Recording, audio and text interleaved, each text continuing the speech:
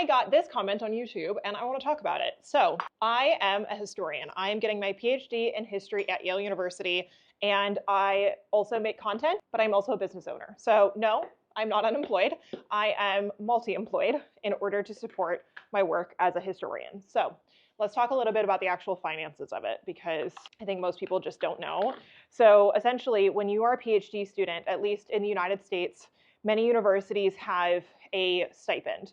So basically that means that you have your tuition covered, health insurance while you are in the state of that university is covered, and you are also given a living stipend or a salary. If you are teaching, you are actually put as a W-2 employee of the university. However, you are currently in the process of doing your research or you're in coursework and you're not performing any teaching duties, then you are listed as a contractor. When you become ABD and you have passed your comprehensive exams as well as your prospectus, which means that you've essentially been approved for your dissertation, then you go off and you start doing research. Now, as a historian, I actually have to go to the archives in order to access the documents that I need for my research.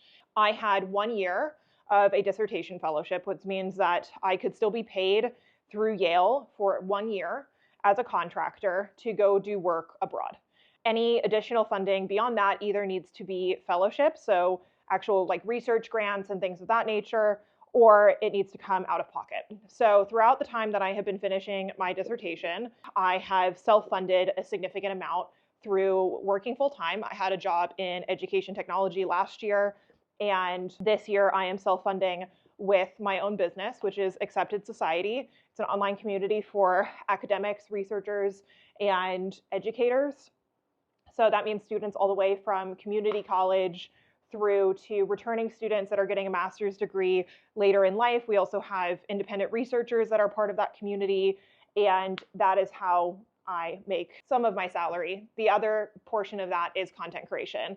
I have a YouTube channel. I make content on TikTok as well as on Instagram, and I get paid through either AdSense or brand deals. That is essentially how I make money. I am not unemployed as a historian, and oftentimes what I find funny is that we have this perception that if we see somebody just at their desk reading, that is not considered work, whereas you're sitting on the computer and you're working for a tech company, that is. I am doing work every single day. I'm employed. I am paid to do my work as a historian. And so I just want to break down the narrative that as historians, we don't have jobs. I've worked in biotech, I've worked in ed tech, and my history education has informed all of those roles. And now I'm working as a PhD student, but I hope to, after my PhD, continue working as a freelance historian. So that's a little bit about my job. Thanks for helping me make my breakfast, and I'll see you later.